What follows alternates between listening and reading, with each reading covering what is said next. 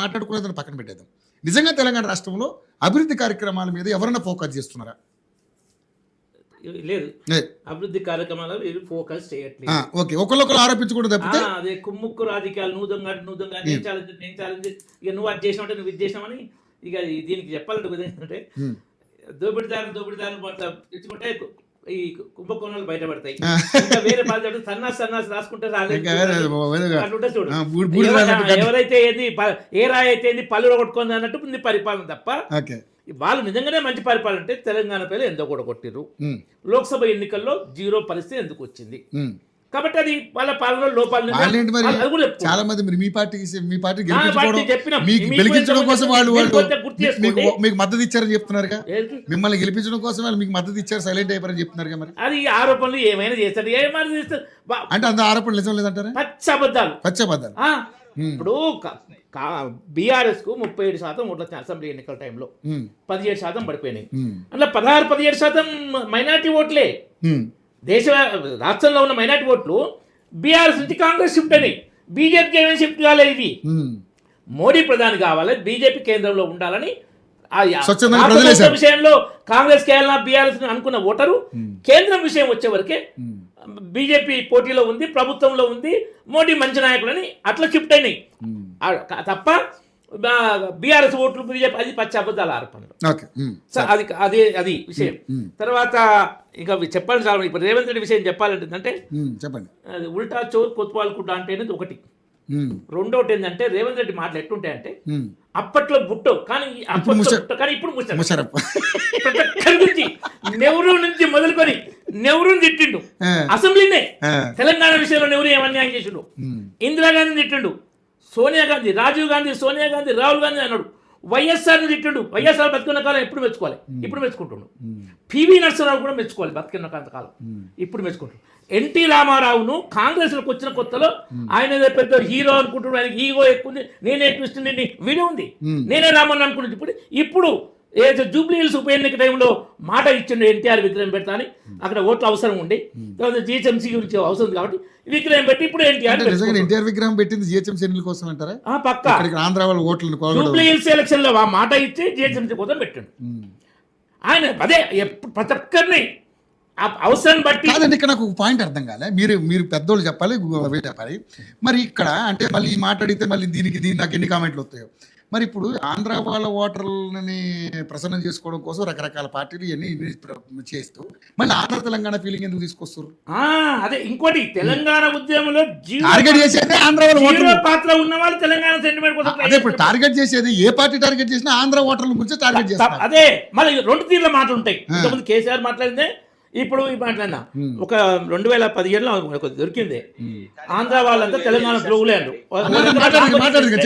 రామ్ వచ్చింది ఏంటంటే ఆంధ్ర వాళ్ళ లంకలో పుట్టిన లక్షలే, ఆంధ్ర వాళ్ళు దొంగలే అనలే, అది తప్పు వచ్చింది. వినండి, ఆంధ్రలో పుట్టిన వాళ్ళందరూ ఆంధ్రోలే, లంకలో పుట్టిన వాళ్ళంతా రాక్షసులే, ఆంధ్రలో పుట్టిన వాళ్ళంతా తెలంగాణ ద్రోగులే అన్నాడు. అయితే కొంతమంది లంగలే దొంగలే అన్నట్టు అట్లనే తెలంగాణ ద్రోగులే అన్నాడు. అది తర్వాత ఇంకోసారి ఏమన్నాడు, జిహెచ్ఎంసీ వచ్చినప్పుడు మన సెట్లర్ కాళ్ళల్లో ముళ్ళు గుచ్చుకుంటే నా పంటతో తీస్తాను. అది నేను అంటున్నా, పాయింట్ తీసిందే అందుకు.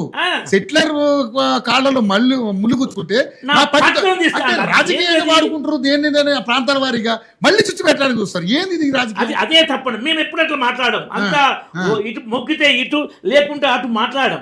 మా సబ్కా సాత్ సబ్కా వికాస్ సబ్కా విశ్వాస్ సబ్కా ప్రయాస్ అనే విధంగా ఉంటుంది. ప్రతి స్కీమ్ లాగా జనరల్ గా అట్నే ఉంటుంది. పర్టికులర్ పూర్ పీపుల్ కి ఎక్కువ ఉంటుంది. 80 కోట్ల పేదలకు ఇచ్చే బియ్యంలో ఏమన్నా కుల మతాలు ఉన్నాయా?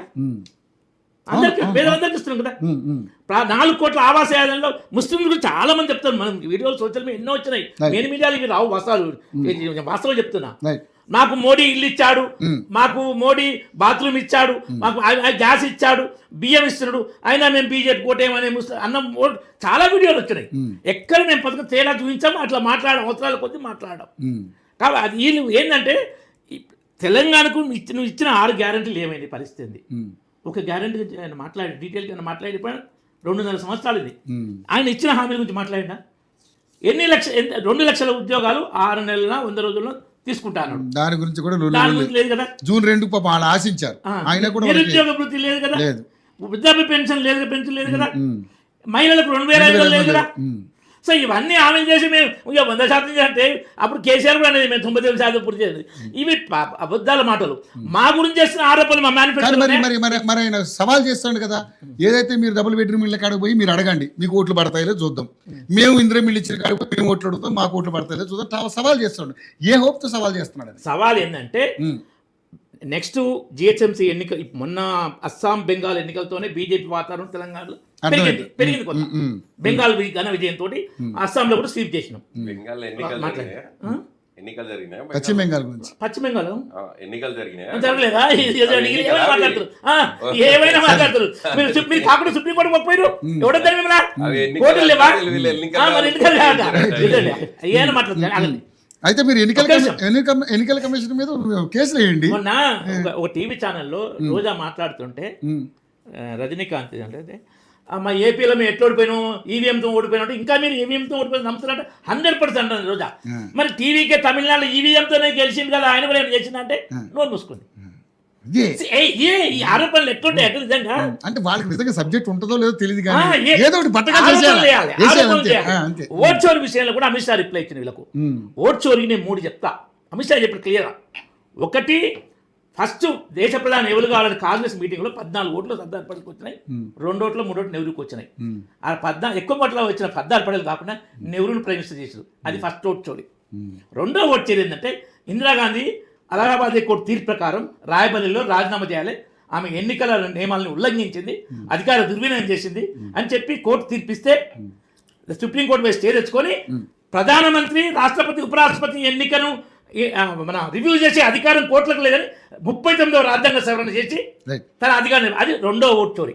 మూడో ఓటు చోరీ ఏంటంటే సోనియా గాంధీ దేశ ప్రధాని కోడలు అయ్యి కూడా 17 ఏళ్ళు మన ఇది పౌరసత్వం తీసుకోలేదు.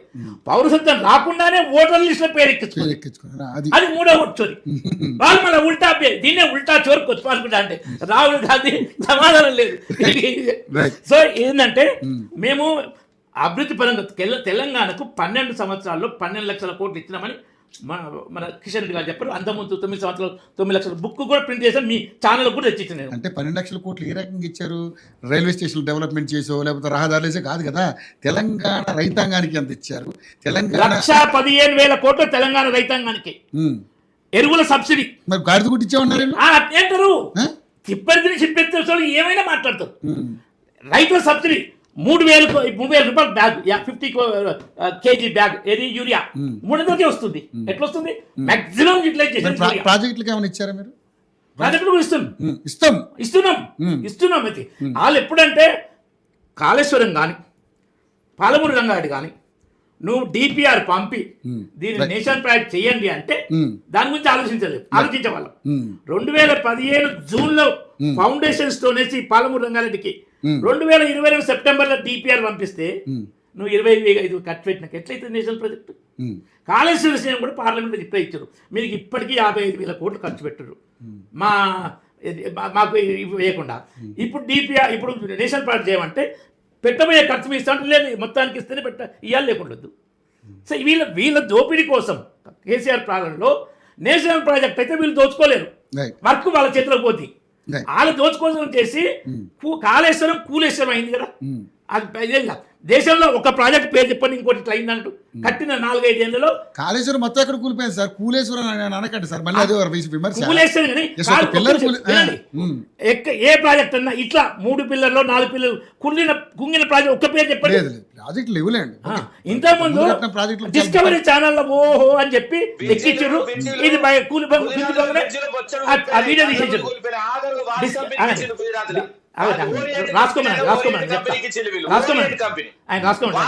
ఓరియంట్ కంపెనీకి ఇచ్చిన repair, bridge repair orient company, water repair కంపెనీకి దుర్మార్గం వీళ్ళు మాట్లాడితే ఎట్లా అండి? 2 పిల్లలు రిపేర్ చేయాలి. అది డ్యామ్ సేఫ్టీ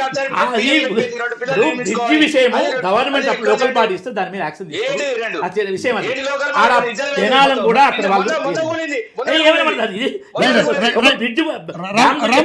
మాట్లాడుతుంది రాసుకోండి, అంశం రాసుకోండి మీరు. రైట్. టీఆర్ఎస్ వాళ్ళు ఇంతకుముందు ఏం చెప్పేదంటే నదులకు నడక నేర్పిన కేసీఆర్ అన్నారు కదా, అన్నారు మీరు.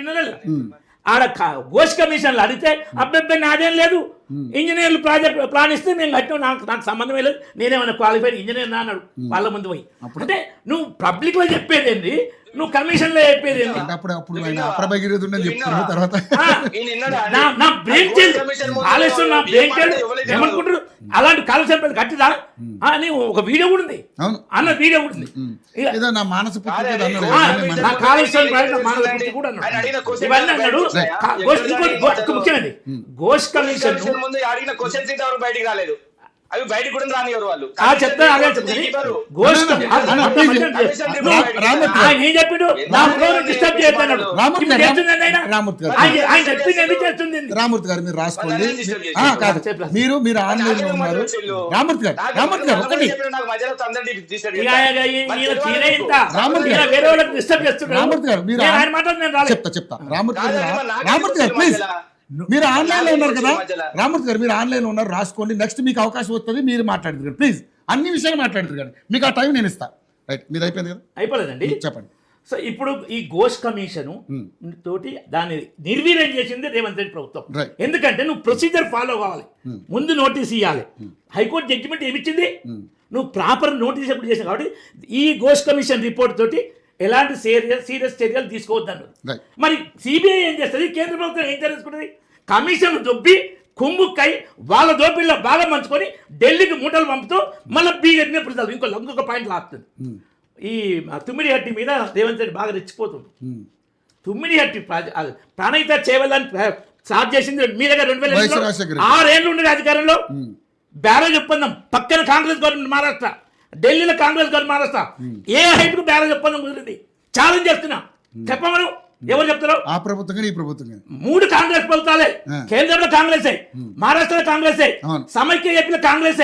6 ఏళ్ళు ఫౌండేషన్ చేసినాక ఏ హైట్ లో ఒప్పందం కుదిరింది? ఇప్పుడు నువ్వు దేవేంద్ర ఫడ్నవీస్ కానీ మోడీ మహారాష్ట్ర ప్రభుత్వం కానీ కిషన్ రెడ్డి మోడీ ఎట్లా అంటావు? ఒకటి తట్టని మట్టి పోసినవాడా నువ్వు?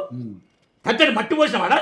ఏమైనా నోరుంది కానీ అప్పట్లో పుట్టో ఇప్పుడు ముసలమని మాట్లాడితే ఎవరు ఇక్కడ తెలియకపోలేడు. ఇంకో విషయం చెప్పాలి, ఇప్పుడు చెప్తున్నాను. నేను నదుల అనుసంధానం మీద నేను 15,000 గంటలు కూర్చున్నాను ల్యాప్టాప్ మీద. 15,000 గంటలు ఎక్కడ చెప్పలేదు. అయితే ఇప్పుడు తుమ్మిడిహట్టి దగ్గర నేను ఇంజనీర్లు చెప్తే మాట్లాడినా, ఏ డ్యామ్ లేకుండా లిఫ్ట్ అరేంజ్ చేసి ఉన్న కెనాల్ను కొంచెం కంప్లీట్ చేస్తే 5 లక్షల ఎకరాలు తూర్పు ఆదిలాబాద్, ఉమ్మడి తూర్పు ఆదిలాబాద్ జిల్లాకు నీళ్ళు ఇవ్వచ్చు. ఆల్రెడీ కుమరంబి, వట్టివాగు ఇంకా ఉన్నాయి 3-4 ప్రాజెక్టు, సరిపోతుంది. నీకు కాళేశ్వరంను రిపేర్ చేసి ఎంత వీలైతే అంత, అవసరం వస్తే ఇంకో బ్యారేజ్ కట్టి ఉన్న కేసీఆర్ పెట్టిన వ్యవస్థను వాడుకొని నువ్వు నీళ్ళు ఇవ్వాలి. కేసీఆర్ మీద బురద చల్దామని నువ్వు చేయించారు, అక్కడనేమో కేసులు నిర్వీర్యం చేస్తావు, ఆ నీళ్ళు రైతులు మూస్తావు. ఇది రేవంత్ రెడ్డి ప్రభుత్వం చేస్తున్న దగ్గర.